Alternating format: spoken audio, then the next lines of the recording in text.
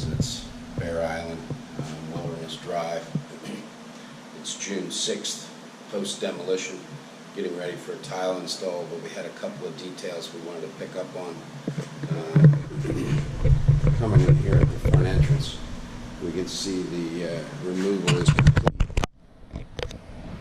We had a couple of things that we're still going to have to address. There was some discussion about, why do we have to paint the space? And I mean, there's one example. This moisture come all the way up on this side. This is the back of the kitchen wall, and there's a penetration in the floor over there behind the oven. And take a closer look.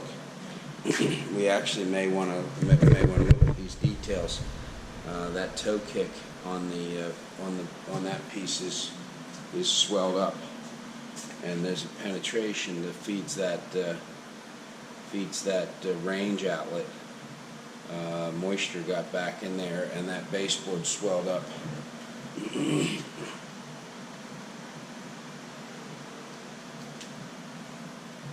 So I'm not quite sure how we get around painting the space. That area too, we had some moisture come all the way up on this side of the house where the base has released. We're going to have to cut that caulk out, re-caulk that, and again kind of repaint this space. I don't know how we get around that. These areas are scuffed. We had chip and hammers and everything else in here to get the tile up.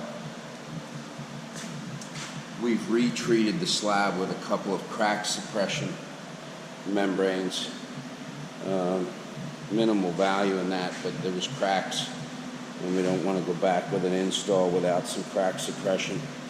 And then this back area was installed over tile and then thick bed installation. You can look at how thick it was over here at the baseboard. This was an old sloped patio, so the base over here is roughly at the tile height. But if you look in that corner, we got roughly 2.5 inches of thick bed.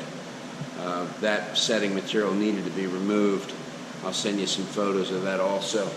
But there was no question that it needed to be removed, and we have to reinstall this thick bed to get this proper install.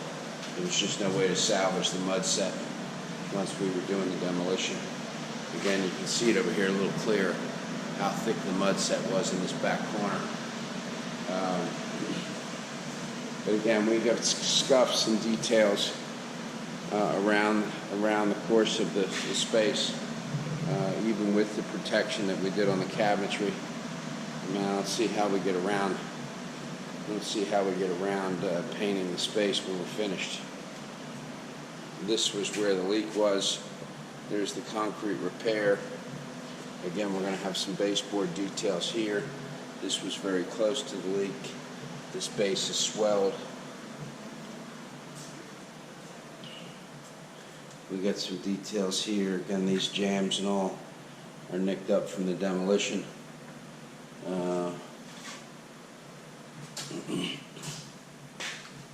This piece of drywall in this guest bath was reading high with moisture across the bottom and had a little mold growth behind the tile base. This is tile base in here, so we've pulled that piece of drywall and a little bit of insulation that was also wet. We'll repair that. We are trying not to get into pulling this vanity. I'm a little concerned. I might have to have the guys pull the toe kick just to take a look, make sure we don't have any mold growth behind that vanity, because again, this was in proximity to the slab leak, and anywhere that there's going to be slab penetrations, which is the pipes coming up out of the slab, you are going to get some natural water. This was reading very high with moisture readings. Okay, this tile went continuous right in here into the den.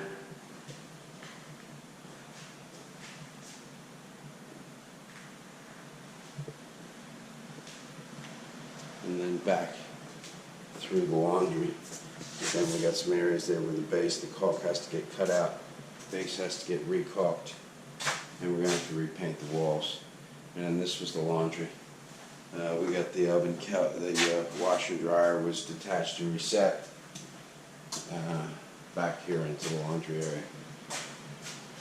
All right, kind of gives you an overall. Again, I don't see how we don't. I don't see how we don't paint the space. I mean, just too much construction going on, and there's too many areas where the baseboard has come off of the base, has come off of the wall, and needs to be recut and recaulked. All right, kind of gives you an overall feeling of the space. Packed out, clean. We got air scrubbers still running for dust control. We have the air scrubbers in for the demo and dust control, and they are operating and living here, even though they don't have much of a kitchen. Probably doing some eating out, but at least they have a place for a coffee pot.